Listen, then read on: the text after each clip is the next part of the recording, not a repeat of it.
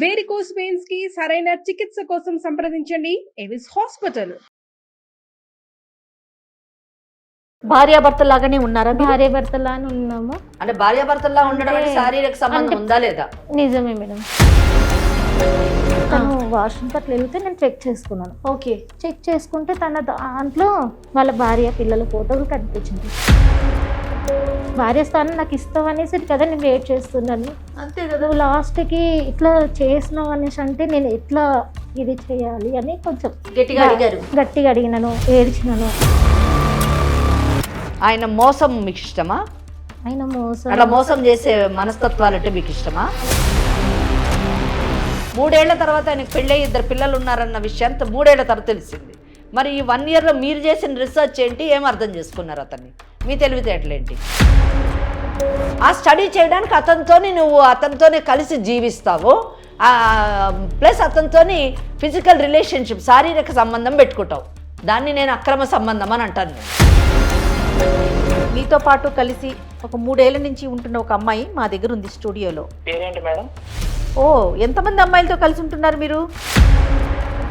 ఏం న్యాయం కావాలి నీకు ఇప్పుడు?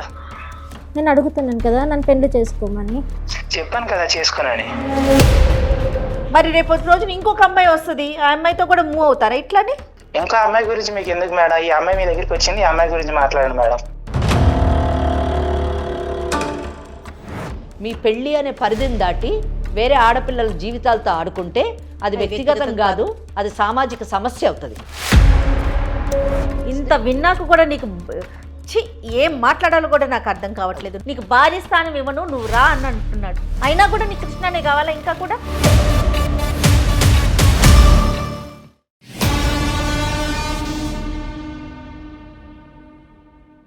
ఏవిసి హాస్పిటల్ సమర్పించు లీగల్ అడ్వైస్ కార్యక్రమానికి స్వాగతం. నాతో పాటు అడ్వకేట్ వెంకటేశ్వరి గారు ఉన్నారు. నమస్తే. నమస్తే అండి. అమ్మ, స్నేహ అనే ఒక అమ్మాయి మన దాకా వచ్చింది, మీతో మాట్లాడాలి, మీ సలహా కావాలి అనేసి. అంటే తనకు సంబంధించిన సమస్యని కొన్ని ఆల్రెడీ మనం లీగల్ అడ్వైస్లో మాట్లాడాం కూడా. లివ్ ఇన్ రిలేషన్స్ ఇవి ఎలాంటి పరిణామాలకి దారితీస్తున్నాయి, దీని పరిస్థితి ఏంటి? ఒక ఎపిసోడ్లో నాకు చాలా బాగా గుర్తు, మీరు చాలా అగ్రెసివ్గా మాట్లాడారు దీనికి సంబంధించి. ఆడపిల్లలు ముఖ్యంగా ఎలాంటి ఇబ్బందులు పడుతున్నారు అనేదానికి స్నేహ కథే ఒక ఉదాహరణ. నేను చెప్పడం ఎందుకు, స్నేహ ఎలానో మన స్టూడియోలో ఉంది కాబట్టి ఒకసారి మీరే మాట్లాడండి. తప్పకుండా అమ్మా. స్నేహ నమస్తే అమ్మా. నమస్తే. నమస్తే. నమస్తే అమ్మా. స్నేహ ఇక్కడి దాకా వచ్చారు, మీ కథ అంతా కూడా నాకు చెప్పారు. నాతో పాటు మీరు మేడంకి కూడా చెప్తే మీకు ఒక సలహా, ఒక సూచన ఇవ్వడానికి ఒక అవకాశం ఉంటుంది. భయపడొద్దు, భయపడాల్సిన అవసరమే లేదు. సమస్యలకి పరిష్కారం చూపించే వేదికే లీగల్ అడ్వైస్. ఏమ్మా, ఏమీ అబద్ధం చెప్పకుండా జరిగింది జరిగినట్టు చెప్పండి. ఏ ఊరు, ఎక్కడి నుంచి సమస్య మొదలైంది, పూర్తిగా చెప్పండి. అసలు మీది ఏ ఊరు? నా పేరు స్నేహ మేడం. ఓకే. నేను మాది అనంతపూర్. జాబ్ కోసం అని బెంగళూరు. ఏం జాబ్ చేస్తున్నారమ్మా? నేను అకౌంట్స్. ఏం చదువుకున్నారు మీరు? బీకామ్. Super super. బీకామ్ చేసి అకౌంటెంట్గా బెంగళూరులో జాబ్ చేస్తున్నారు. సంతోషం తల్లి. 1 ఇయర్ అయింది మేడం అక్కడ నుంచి. బెంగళూరులో మంచి కంపెనీ ఏనమ్మా? మంచి కంపెనీ మేడం. ఓకే. అక్కడ సార్ తను పరిచయం అయ్యి 6. సార్ అంటే ఎవరు? అకౌంటెంటే తను కూడా, కానీ నాకన్నా కొంచెం సీనియర్. అయితే తనతో పాటు తను నార్మల్గా, నేను నార్మల్గా ఫ్రెండ్ లాగా మాట్లాడుకున్నామండి. కొన్ని రోజులు మాట్లాడుకున్నాము. దాని తర్వాత స్నేహం కాస్త ప్రేమగా మారింది. నేనే ఫస్ట్ ప్రపోజ్ చేశాను, తను ఇష్టపడి నేనే ప్రపోజ్ చేశాను. దాని తర్వాత తను సరే అనేసి, తను కూడా తన గురించి ఏం చెప్పలేదు, తన గురించి నేను కూడా ఏం అడగలేను. ఎందుకు ఆయనని ప్రపోజ్ చేశారు మీరు? ఏం అడగలేదు, ఆయన గురించి ఏం తెలియదు, మీతో పని చేస్తాడని తెలుసు. అంటే తను మంచివాడు, మంచి వ్యక్తి అనేసి నేను తనతో పరిచయం చేసుకొని నేనే తనకు చెప్పాను. ఆఫీసులో పరిచయంతోనే మీరు ప్రపోజ్ చేసేసారు. 1 ఇయర్ అయింది మేడం. 1 ఇయర్ అయినాక తను నేను ఒక్కటే దగ్గర ఉన్నాము. 3 ఇయర్స్ దాటినాక ఒకటే రూమ్లో కలిసినాక ఎందుకు ఒక రోజు ఫోన్ తీసుకున్నాను, తను ఎవరితోనో మాట్లాడుతున్నా అనేసి తన ఫోన్ నేను తీసుకున్నాను. తన ఫోన్ తీసుకుని మాటకు అడ్డుపడుతున్నాను అనుకోకు. మరి పెళ్లి ఎప్పుడు చేసుకుందాం అనుకున్నారు? పెళ్లి చేసుకుందాం అనేసరికి తను వద్దు అనేసి అంటున్నారు. అదే ఎందుకు వద్దు అంటున్నారు అనేసి నాకు కొంచెం డౌట్ వచ్చిందండి. మా మమ్మీ వాళ్ళు నాకు మ్యారేజ్ చేస్తూ అంటున్నారు, నువ్వంటే నాకు ఇష్టము, మరి ఏమంటో చెప్పు అనేసి అన్నప్పుడు దాన్ని దాటేస్తున్నాడు. నేను చేసుకొని ఇప్పుడు నాకు ఇంట్రెస్ట్ లేదు, కొంచెం టైం కావాలి, దానికైతేనే నువ్వు ఆగు, లేకపోతే నువ్వు చేసుకుంటే నేను ఎట్లా చేసుకుంటాను ఏంటి కలిసి ఉన్న తర్వాత నీ పెళ్లి నువ్వు చేసేసుకో అంటున్నాడు. చేసుకో అనేసి అంటే నేనన్నా నేను ఎట్లా చేసుకుంటానో నేను చేసుకోను, నువ్వంటే అంత ఇష్టంతోనే నేను నీతో ఉన్నాను ఇన్ని రోజులు, ఇప్పుడు చేసుకో అంటే ఎలా చేసుకుంటానని నేను కొంచెం గొడవ పెట్టుకున్నాను. గొడవ పెట్టుకున్నాక తను ఫోన్ మాట్లాడుతూ ఉన్నాడు. ప్రస్తుతం ఎవరితో మాట్లాడతారు మీరు అనేసి నేను ఒకరోజు ఫోన్ చెక్ చేసుకున్నాను. అతను ఉన్నప్పుడే చెక్ చేశారా? తను లేరు, తను వాష్రూమ్కి అట్లా వెళ్తే నేను చెక్ చేసుకున్నాను. ఓకే. చెక్ చేసుకుంటే తన దాంట్లో వాళ్ళ భార్య పిల్లల ఫోటోలు కనిపించినాయి. భార్య పిల్లలని మీరు ఎలా చెప్పారు? మీకు ఎట్లా అర్థమైంది ఆ ఫోటో చూసి? అడిగినాను ఎవరు వీళ్ళు అనేసి అంటే అప్పుడు చెప్తున్నాను, నాకు ఇంతకు ముందుకే పెళ్లి అయిపోయింది, నాకు ఇద్దరు పిల్లలు ఉన్నారు, బాబు పాప, నేను ఇక్కడ జాబ్ కోసం అనేసి నేను వచ్చినాను, దాంతో నువ్వు పరిచయం అయినా నేను నీతో ఉన్నాను అనేసి అన్నాడు. నువ్వు అలా ఇలా ఉంటావు, నాకు చెప్పాలి కదా నీకు పెళ్ళి అయింది అనేసి, భార్య స్థానం నాకు ఇస్తావు అనేసి కదా నేను వెయిట్ చేస్తున్నాను, అంతే కదా. నువ్వు లాస్ట్కి ఇట్లా చేసినావు అనేసి అంటే నేను ఎట్లా ఇది చేయాలి అని కొంచెం గట్టిగా అడిగినాను, ఏడ్చినాను. తను అయినా కానీ నేను ఇవ్వను, నేను చేసుకోను, నాకు అవసరం లేదు, ఇప్పుడు ఉండు ఇలానే ఉండు చూసుకుంటాను, నీకేం తక్కువ చేస్తలేను అనేసి అట్లా మాట్లాడేసరికి ఇంకా నాకు ఇది అవ్వలేదు, ఇంకా నీ వల్ల కాలేదు. మరి ఏం చెప్పావు ఫైనల్ గా? అతనికి ఏం చెప్పారు? నాకు నువ్వు కావాలి అని చెప్పినాను, నన్ను పెళ్లి చేసుకోండి అనేసి అంటే తను చేసుకోను. మరి ఇప్పుడు మా వేదిక దాకా రావటానికి అంటే ఏం ఎక్స్పెక్ట్ చేసి మీరు సుమన్ టీవీ లీగల్ అడ్వైజర్ అనే ప్రోగ్రామ్ దాకా, అది ముఖ్యంగా అడ్వకేట్ వెంకటేశ్వరి మేడం దగ్గర దాకా నువ్వు వచ్చావు అంటే మీరు ఏం ఎక్స్పెక్ట్ చేస్తున్నారు? నేను తనని పెళ్లి చేసుకోవాలి, సొసైటీలో నేను భార్యలాగా ఉండాలని. ఓకే, భార్య స్థానం మీకు కావాలని పెళ్లి చేసుకోవాలి, దానికి ఏం చేయాలి సలహా కోసం. ఎందుకు ఆయనే కావాలి? ఆయన్నే ఎందుకు పెళ్లి చేసుకోవాలి? తన మీద ఇష్టంతోని కావాలి. ఏమి ఇష్టం? అదే ఆ ఇష్టం ఏంటని అడుగుతున్నాను. ఆయన పదవి ఇష్టమా, లేకపోతే ఆయనకు వచ్చే జీతం ఇష్టమా? తనకు వచ్చే జీతము. మరి ఏమి ఇష్టం మీకు ఆయన అంటే? ఆయన మోసం మీకు ఇష్టమా? ఆయన మోసం, అట్లా మోసం చేసే మనస్తత్వాలంటే మీకు ఇష్టమా? మరి ఏమి ఇష్టం చెప్పండి? ఆయన అంటే ఎందుకు ఇష్టం కలిగింది? ఓకే, ఇంకొకటండి, మీరు 3 సంవత్సరాలు కలిసి ఉన్నా అని చెప్పారు, మీరు పెళ్లి చేసుకోమని ఎప్పుడు అడిగారు?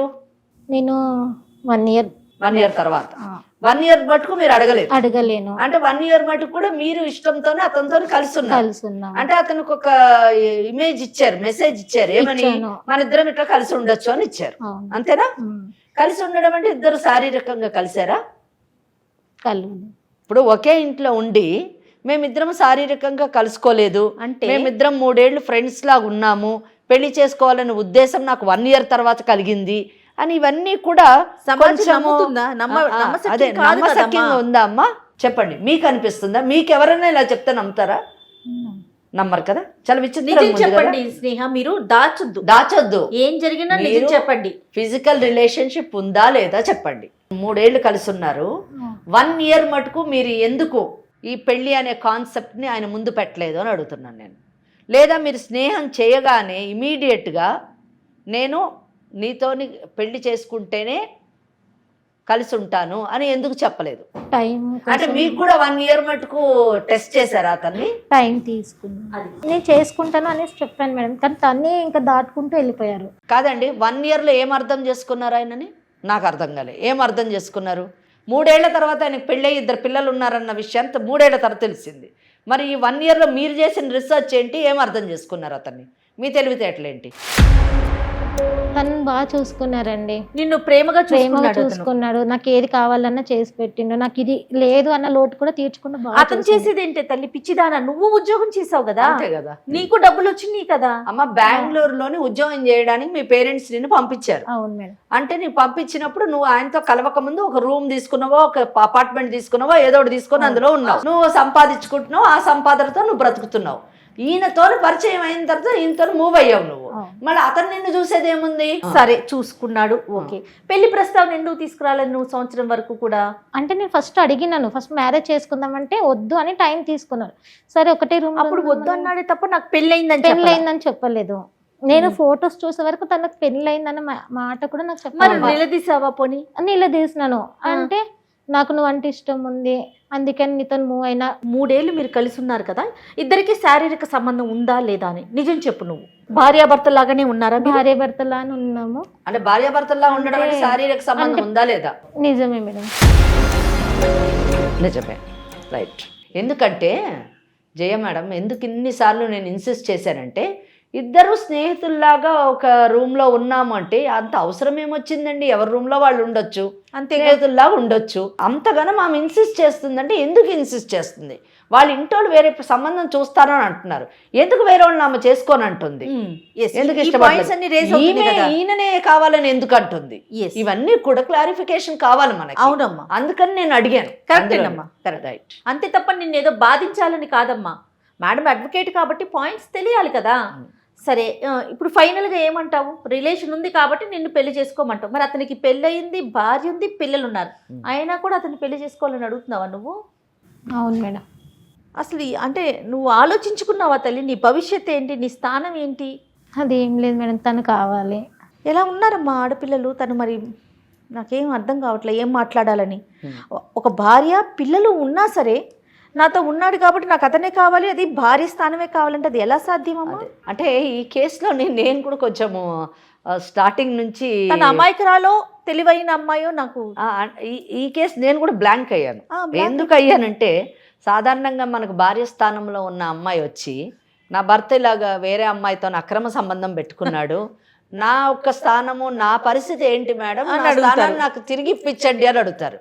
ఇక్కడ అసలు రైటే లేని ఆమె, హక్కే లేని ఆమె వచ్చి ఎంత ధైర్యంగా కూర్చొని, అంటే మీరు అంటున్నారు ఆమె అమాయకురాలు అనుకోవాలా లేకపోతే ఏమనుకోవాలి అని భయపడుతుంది అంటే, నేను ఈ మాటల్ని నేను సపోర్ట్ చేయలేను. నేను ఎందుకు సపోర్ట్ చేయలేనంటే, నీకు అసలు ఏమి హక్కు లేదు. సంవత్సరం మటుకు నీకు పెళ్ళని ఆలోచన లేదు. అతనితో కేవలం స్నేహము, ఎంజాయ్మెంట్ మాత్రమే, రిలేషన్షిప్ మాత్రమే కావాలని చెప్పేసి నువ్వు 1 year ఉన్నావు. మీరేంటి అబ్జర్వ్ చేసేది అతన్ని? మీరేంటి అన్ని స్టడీ చేసేది? అదే కదా. మీ తల్లిదండ్రులు అన్ని స్టడీ చేసి మీకు సంబంధం చూస్తారు, మీరు పెళ్లి చేసుకోవాలి. అంతకి కావాలంటే మీరు కూడా మాట్లాడి అన్ని తెలుసుకొని మీ తల్లిదండ్రులు చూసినటువంటి వాళ్ళు చేసుకోండి. కానీ ఇక్కడ నువ్వు ఎవరినో ఒకటి సెలెక్ట్ చేసుకుంటావు, నీ కొలీగ్ని, నువ్వు ఒక 1 year స్టడీ చేస్తా అంటావు అతన్ని. ఆ స్టడీ చేయడానికి అతనితోనే కలిసి జీవిస్తావు, ప్లస్ అతనితోని ఫిజికల్ రిలేషన్షిప్, శారీరక సంబంధం పెట్టుకుంటావు. దాన్ని నేను అక్రమ సంబంధం అని అంటాను. నేను పెట్టుకొని 1 year తర్వాత పెళ్లి చేసుకుంటానని చెప్పేసి అంటాం. దీన్ని ఏ విధంగా మనం ఆమోదించాలి, దీన్ని ఏ విధంగా సపోర్ట్ చేయాలి చెప్పండి. Yes, exactly. సో నేను ఇటువంటి వాటికి సపోర్ట్ చేయలేను, నేనే కాదు చట్టం కూడా సపోర్ట్ చేయదు. అతను పెళ్లి కానివాడైతే ఇక్కడ వచ్చి మేడం మాకు న్యాయం చేయండి, నా స్థానాన్ని నాకు పెళ్ళి అతనితో జరిపించండి అని అంటే, నేను తప్పకుండా అతనితో మాట్లాడి మనం ఆమె పెళ్లి చేసేటట్టు చేయగలం. కానీ ఇక్కడ మీరేమడుగుతున్నారు? మమ్మల్ని స్థానం అడుగుతుంది. స్థానం అడుగుతుంది. ఏ స్థానం అడుగుతుంది? భార్య అనేటటువంటి స్థానాన్ని అడుగుతుంది. ఆ భార్య అనే స్థానంలో ఆల్రెడీ ఒక మహిళ ఉంది. ఎస్.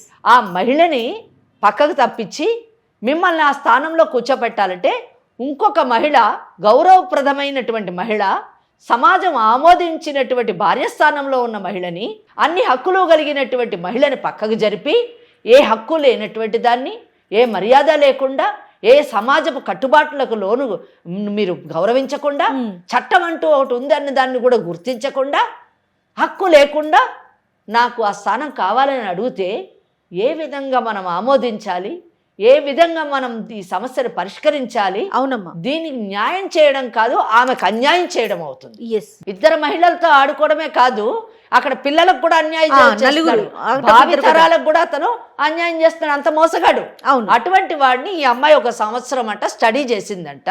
స్టడీ చేసి నిర్ణయం తీసుకుంది. దెన్ నెక్స్ట్ క్వశ్చన్ నేను అడిగాను, ఎందుకమ్మా నీకు ఆయన్నే కావాలి అని అడిగాను. ఎందుకు అడిగానంటే, అమ్మాయి చెప్పింది, మా అమ్మ నాన్న పెళ్లి సంబంధాలు చూస్తున్నారు, పెళ్లి చేసుకోమంటున్నారు, నాకు ఈయనే కావాలి. ఎందుకు ఈయన కావాలంటే ఆమెకు సమాధానం లేదు. ఆలోచన ఉంటే కదా భవిష్యత్తు మీద. ఏంటంటే అండి, ఈరోజు సమాజంలోని చాలా మటుకు యువత సహజీవనం అన్నది అదొక ఫ్యాషన్గా మారిపోయింది. కరెక్ట్ అమ్మా. అంటే తోటి యువతతోని వాళ్ళు మూవ్ అవుతున్నప్పుడు సహజీవనం చేయడం అదొక పెద్ద మోడర్న్ కల్చర్ అయిపోయింది. అదొక ఆధునీకరణ లాగా, అది ఆధునిక భావాలకు సంబంధించిన దానిలాగా, వాళ్ళు ఏదో చాలా అడ్వాన్స్డ్ లైఫ్ లీడ్ చేస్తున్నట్టుగా ఆ పిచ్చి ఆలోచనలో. అవును. నేను అడుగుతున్నాను ఈనాటి యువతని, ఇటువంటి దారిలో నడిచేటటువంటి వాళ్ళని, ఇటువంటి ఆలోచనలతో వెళ్తున్నటువంటి వాళ్ళని నేను అడుగుతున్నాను, మీకు సహజీవనంలోని ఏమి హక్కులున్నాయి, మీకు సహజీవనంలోని ఏమి భద్రత ఉంది, మీకు పుట్టేటటువంటి పిల్లల యొక్క భవిష్యత్తు ఏంటి, సమాజంలోని వాళ్ళకి ఎంత గౌరవం లభిస్తుంది. ఇటువంటి యువత ఆలోచించుకోవాల్సింది ఏంటంటే, నేను ఎంత గౌరవంగా బ్రతుకుతున్నాను, సమాజంలో నేను ఎంత గౌరవింపబడుతున్నాను, నేను ఎవరితోనైతే సహజీవనం చేస్తున్నానో ఆ వ్యక్తి దృష్టిలో నా యొక్క స్థానం ఏంటి, నాకు న్యాయం చేయండి, ఆ స్థానం ఇవ్వండి అంటే మనం ఇక్కడ అటువంటి పనులు చేయడానికి లేము. ఎస్ అమ్మ, మరి ఏం చేద్దామమ్మా? ఏం లేదమ్మా, ఈ అమ్మాయి ఆలోచన విధానం తప్పు, ఈ అమ్మాయి జీవన విధానం తప్పు. ఓకే, చక్కగా తల్లిదండ్రులు చూసిన పెళ్లి చేసుకొని జీవితాన్ని కొనసాగించడం సరైనటువంటి నిర్ణయం. ఈ అమ్మాయికి మనం చెప్తూ బుద్ధి రాదు, మనం ఆ అబ్బాయితో మాట్లాడదాము. ఆ అబ్బాయి అసలు ఏమంటాడో విన్న తర్వాత మనకి అర్థమవుతుంది, ఆమెకు కూడా అర్థమవుతుంది అని నేను అనుకుంటున్నాను. మనమేమి అతన్ని బెదిరించి ఈ అమ్మాయిని పెళ్లి చేసుకో అని చెప్పేటటువంటి పరిస్థితి కాదండి, అస్సలు కాదు. ఎందుకంటే section 5 of Hindu marriage act ప్రకారము రెండవ వివాహం చేసుకోవడానికి అవకాశం లేదు. ఓకే, ఎలాగంటే విడాకులన్నా అవ్వాలి, భార్య చనిపోయి అన్నా ఉండాలి. ఇక్కడ ఆ అమ్మాయికి విడాకులు ఇచ్చి, భార్యకు విడాకులు ఇచ్చి ఈ అమ్మాయిని పెళ్లి చేసుకో అని చెప్పేసి ఆ అబ్బాయి చెప్పేటటువంటి ధైర్య సాహసాలు నేను చెయ్యను. ఎందుకంటే అక్కడ 2 బిడ్డలు ఉన్నారు, తప్పు చేయనటువంటి భార్యకు ఎందుకు విడాకులు ఇవ్వాలి, 2 బిడ్డలు అంటే భవిష్యత్తుని ఎందుకు పాడు చేయాలి.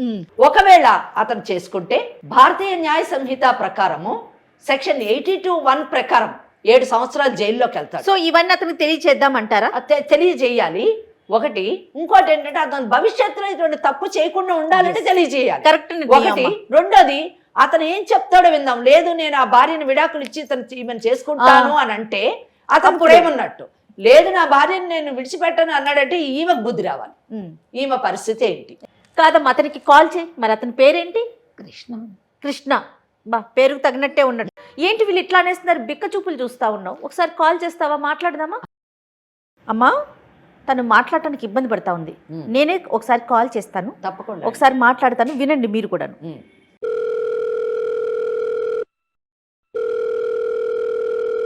హలో హలో, కృష్ణ గారండి? yes who is this? నేను జయానండి, సుమన్ టీవీ నుంచి మాట్లాడుతున్నాను, లీగల్ అడ్వైజ్ అనే ప్రోగ్రామ్ నుంచి. ఓకే మేడం, చెప్పండి. మా దగ్గరికి మీ ఫ్రెండ్ వచ్చారండి, మీతో పాటు కలిసి ఒక 3 ఏళ్ల నుంచి ఉంటున్న ఒక అమ్మాయి మా దగ్గర ఉంది స్టూడియోలో. పేరేంటి మేడం? ఓ, ఎంతమంది అమ్మాయిలతో కలిసి ఉంటున్నారు మీరు? అంటే చాలా మంది ఉంటారు కదా. ఏంటి ఫ్రెండ్ అన్నారు కదా మేడం, ఫ్రెండ్స్ అంటే చాలా మంది ఉంటారు కదా. ఫ్రెండ్స్ అంటే చాలా మందే ఉంటారంట. ఒక్కసారి నువ్వు హలో అనమ్మా, చెప్పు నీ పేరేంటి, నువ్వే చెప్పు. హలో హలో కృష్ణ, నేను స్నేహన్ మాట్లాడుతున్నా. స్నేహ? అవును, చెప్పు. అదే నేను పెళ్లి చేసుకుందామని అంటే దాటేస్తున్నావు కదా. అవును, నీకు చెప్పా కదా చాలా సార్లు. ఏమని? ఎక్కడికి వెళ్ళావు నువ్వు? ఇప్పుడు ఎవరు మాట్లాడేది? ఫోన్ ఎవరు చేశారు? నేను సుమన్ టీవీ ప్రోగ్రామ్కి వచ్చాను, మేడం వాళ్ళతో మాట్లాడుతున్నాను. ఎందుకు వెళ్ళావు అక్కడికి? మీకు ఎంతగానో చెప్పినా కానీ మీరు నాకేం ఆన్సర్ ఇవ్వట్లేదు కదా, అందుకనే నాకు ఇక్కడ న్యాయం జరుగుతుందేమో అనేసి వచ్చినాను. ఏం న్యాయం కావాలి నీకు ఇప్పుడు? నేను అడుగుతున్నాను కదా, నన్ను పెళ్లి చేసుకోమని. చెప్పాను కదా చేసుకోనని. రీజన్ ఏంటో తెలుసుకోవచ్చా కృష్ణ గారు? చాలా చాలా స్ట్రాంగ్ గా చెప్తున్నారు మీరు. రీజన్ ఏంటో? ఆల్రెడీ పెళ్లి అయింది మేడం, నేను ఎలా మళ్ళీ ఆమెను పెళ్లి చేసుకోగలను? ఆల్రెడీ మీకు పెళ్ళి అయింది. ఎన్ని సంవత్సరాలు అవుతుందండి పెళ్ళయ్యి? 10 years అవుతుంది మేడం. 10 సంవత్సరాలు అవుతుంది మీకు పెళ్ళయి. మరి స్నేహతో కలిసి ఎలా ఉన్నారు? మరి అమ్మాయి పెళ్లి చేసుకో అని చెప్పే వరకు కూడా తనతో సంసారిక జీవితం ఎలా గడిపారండి? రీసెంట్ గా 3 years గురించి ఆ అమ్మాయి తెలుసు మేడం నాకు. 3 సంవత్సరాలు కలిసి ఉండటం అనేది మీ లెక్కలో రీసెంటా? నాతో పాటు అడ్వకేట్ వెంకటేశ్వరి గారు కూడా ఉన్నారండి స్టూడియోలో. మీరు చాలా జాగ్రత్తగా మాట్లాడండి, మీరు మాట్లాడేది ఏదైనా అర్థమవుతుందండి. నాకెందుకు మేడం, మీరు ఎందుకు మాట్లాడుతున్నారు? ఇప్పుడు ఎందుకు చేశారో చెప్పండి మేడం. ఇదంతా ఎందుకు చేశామంటే సమస్య మా దాకా వచ్చింది కాబట్టి. ఇప్పుడు ఏమైనా మా పర్సనల్ విషయాలు మేడం, వీటిలన్నిట్లో మీకు ఎందుకు మేడం విషయాలని? ఖచ్చితంగా మీ పర్సనల్ విషయాలు మాకు అవసరం లేదు, కానీ సమస్య ఉంది, మాకు న్యాయం చేయండి అని స్నేహ మా దాకా వచ్చింది కాబట్టి నీతో మాట్లాడుతున్నాము. స్నేహ గురించి చెప్పాను మేడం ముందు నుంచి. తన మ్యారేజ్ అయితే తనతో కుదరదని చెప్పాను. మీరు డే 1 చెప్పారా? ఎప్పుడైతే కలిసి ఉండబోతున్నారో అప్పుడే చెప్పారా?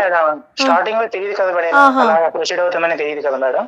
కొద్దిగా అప్పుడు అలా మూవ్ అయ్యాం, అనుకోకుండా అలా అయింది. తెలిసిన తర్వాత ఆమెకు చెప్పాను నేను.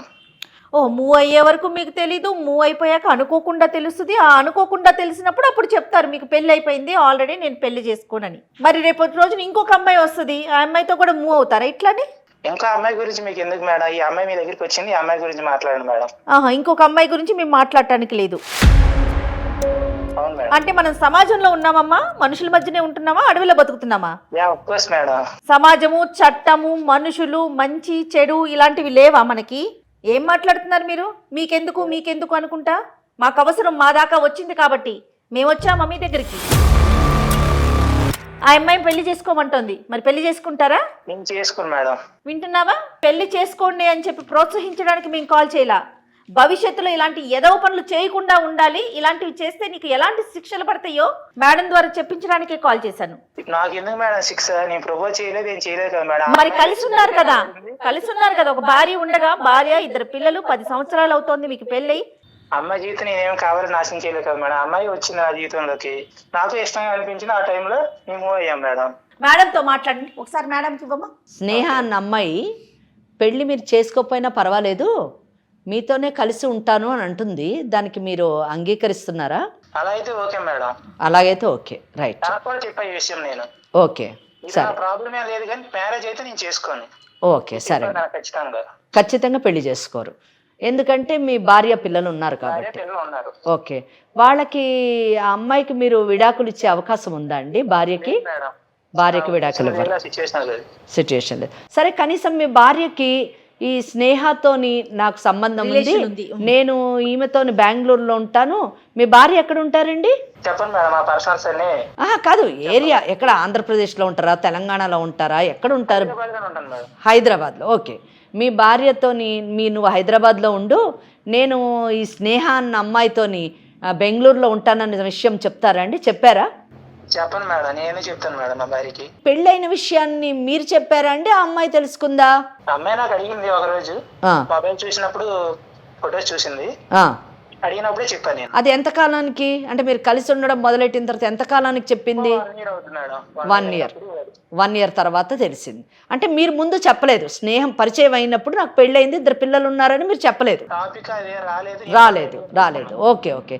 సో 1 సంవత్సరం మీరిద్దరూ కలిసి ఉన్నప్పుడు కూడా మీరు చెప్పలేదు? రైట్.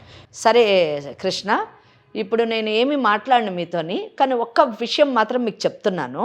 కొన్ని పనుల్ని నేరాలుగా చట్టం పరిగణిస్తుంది. ఆ నేరాలకి శిక్ష అంటూ ఒకటి ఉంటుంది.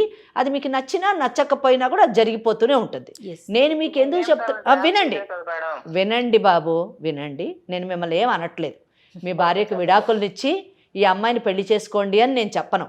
అలాగే అయితే మీరు ఒకటి చెప్పారు, ఈ అమ్మాయితో పెళ్ళి అయితే చేసుకోను, కానీ ఈ అమ్మాయితో ఉండడం అయితే ఉంటానన్నారు. మీకు పెళ్ళి అయిన విషయాన్ని 1 సంవత్సరం తర్వాత ఆ అమ్మాయి తెలుసుకుంది, కానీ మీరు చెప్పలేదన్నారు. అడిగినప్పుడు చెప్పారు. అలాగే జయ మేడం అడిగారు, ఇంకా రాబో కాలంలో ఇంకా చాలామంది అమ్మాయిలతో మీరు ఉండే అవకాశం ఉందా అంటే, అది మీకు అనవసరం, ఈ అమ్మాయి విషయం మాట్లాడండి అని అన్నారు. అంటే మీకు భవిష్య ప్రోగ్రాం కూడా ఉండొచ్చు. సరే, అది మంచిది, మా వ్యక్తిగత విషయం అని అన్నారు. సో వ్యక్తిగత విషయమే కరెక్టే, మీరు పెళ్లి చేసుకొని మీ పిల్లల్ని, మీ కుటుంబం, ఇవన్నీ వ్యక్తిగతం. మీ పెళ్ళి అనే పరిధిని దాటి వేరే ఆడపిల్లల జీవితాలతో ఆడుకుంటే అది వ్యక్తిగతం కాదు, అది సామాజిక సమస్య అవుతుంది. అంటే ఆడపిల్లల జీవితాలు పాడు చేస్తూ ఉంటే చూస్తూ ఊరుకోవడానికి చట్టం ఏం కళ్ళు మూసుకొని ఉండదు. కానీ అది చేయలేదు, అదే చెప్తున్నాను. ఇది మీ అవేర్నెస్ గురించి చెప్తున్నాను, మిమ్మల్ని ఏమి అనట్లేదు నేను. భారతీయ న్యాయ సంహిత అని ఒక చట్టం ఉంది. ఈ చట్టంలోని సెక్షన్ 82(2) ప్రకారము ఏ మగవాడైనా కానీ తనకు పెళ్ళైన విషయాన్ని చెప్పకుండా వేరే స్త్రీతోని పెళ్లి చేసుకుంటానని కానీ, లేదా ఏం చెప్పకుండా శారీరక సంబంధం కానీ పెట్టుకుంటే 10 సంవత్సరాలు శిక్షకి లోనవుతాడు, కంప్లైంట్ ఇస్తే. అదే చెప్తాను నేను. అడ్వకేట్గా మీకు చెప్పేది ఏంటంటే, భవిష్యత్తులో ఇటువంటి పనులు చేయకండి, వేరే ఆడపిల్లల జీవితాలతో ఆడకండి. ఎందుకంటే అందరూ మన స్నేహ కాదు, ఏ ఆడపిల్లన్నా కంప్లైంట్ కానీ ఇస్తే 82(2) కింద 10 సంవత్సరాల లోపల పోతారు. ఆయన భార్యతో మాట్లాడితే ఎలా ఉంటుంది? మేము మీ భార్యతో మాట్లాడినా, లేకపోతే ఈ అమ్మాయి వెళ్ళి మాట్లాడినా, ఈ అమ్మాయి మీ మీద కంప్లైంట్ ఇస్తున్నా 10 సంవత్సరాల శిక్షకు. మరి నీకు ఫ్యామిలీ కావాలి. ఓకే మంచిదండి. సో సరేనండి. ఇష్టపడి వచ్చే ప్రతి అమ్మాయిని మీలాంటి మగవాళ్ళు పెళ్ళి అనేటటువంటి చేసుకోకుండా, భార్య అనే స్థానం ఇవ్వకుండా ఉపయోగించుకొని వేసుకున్న బట్టల్లాగా వేసుకొని మరుసటి రోజు తీసి పడేస్తారు. అది మీరు సమాజానికి చెప్పేటటువంటి విషయం. మీరు ఇంకొకటి కూడా అంటున్నారు, మాకెందుకు చట్టం అని అంటున్నారు.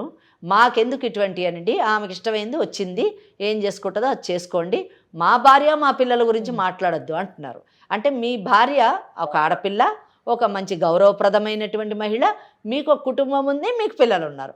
కానీ వేరే తల్లిదండ్రుల కన్నా ఆడపిల్లలు కాదు, వారు గౌరవమైన మహిళలు గారు, వాళ్ళ సంసారానికి పనికిరారు. మీరు మాట్లాడిన ప్రతి మాట యువతకు స్నేహాల లాంటి పరిస్థితిలో ఉన్న ప్రతి ఆడపిల్ల వినాలి, వాళ్ళ స్థానం ఏంటో తెలుసుకోవాలి. కనుక జయ, నేను వీరితో ఎక్కువ మాట్లాడలేమమ్మా. కేవలం ఎందుకు మాట్లాడానంటే భవిష్యత్తులో ఇంకా వేరే ఆడపిల్లల జీవితాలు పాడు చేయకూడదని చెప్పాను. నాకు అక్కర్లేదు చట్టం అన్నాడు కానీ 100% నోట్ చేసుకుంటాడు. ఖచ్చితంగా భయం ఉంటుంది కదా. ఆయన కంటే కూడా కృష్ణలాంటి వాళ్ళకి ఎంత చట్టం చెప్పినా కృష్ణలాంటి మోసగాళ్ళు సమాజంలో ఉంటూనే ఉంటారు. ఖచ్చితంగా ఎప్పుడు ఉంటారు తెలుసా అండి? మోసపోయే వాళ్ళు ఉన్నంత లాంటి పిల్లలు ఉన్నప్పుడు మోసపోయే వాళ్ళు ఉన్నంత కాలం ఉంటారు. స్నేహాల ఆలోచించే ప్రతి ఆడపిల్ల కూడా కృష్ణ మాటల్ని అర్థం చేసుకోవాలి. ఎంత తేలిగ్గా మాట్లాడుతున్నాడమ్మా ఆడపిల్లల్ని, ఇంత విన్నాక కూడా నీకు ఏం మాట్లాడాలో కూడా నాకు అర్థం కావట్లేదు. నీకు భార్య స్థానం ఇవ్వను, నువ్వు రా అని అంటున్నాడు. అయినా కూడా నీకు కృష్ణనే కావాలా? ఇంకా కూడా వద్దు మేడం, జాబ్ చేసుకుని నా లైఫ్లో నేను హ్యాపీగా ఉంటాను మేడం. జాబ్ కాదమ్మా, ముందు జాబ్ కాదు నీకు అసలు. అటువంటి వాడిని నిజానికి ఇంకా నాకు మాటలు రావట్లేదు. చీ అని ఒక పదం ఉపయోగించారు అంతే, దట్స్ ఆల్. వాడితోని 3 సంవత్సరాలు నువ్వు ఉన్నందుకు అసలు సిగ్గుపడాల్సిన విషయం. నీకు బుద్ధి వచ్చి ఉండాలి. నాకు తెలిసి ఆ మాటలు విన్న తర్వాత ఫస్ట్ ఆ జాబ్ మాను, బెంగళూరు నుంచి మీ ఊరికి షిఫ్ట్గా నీ జీవితంలో జరిగింది ఒక లెసన్. వీలైనంత మటుకు ఏ ఆడపిల్ల కూడా ఇటువంటి సమస్యల్లో పడకుండా వీలైతే కాపాడు, అవేర్నెస్ ఇవ్వు, నీ వంతు నీ ప్రయత్నం చేయి.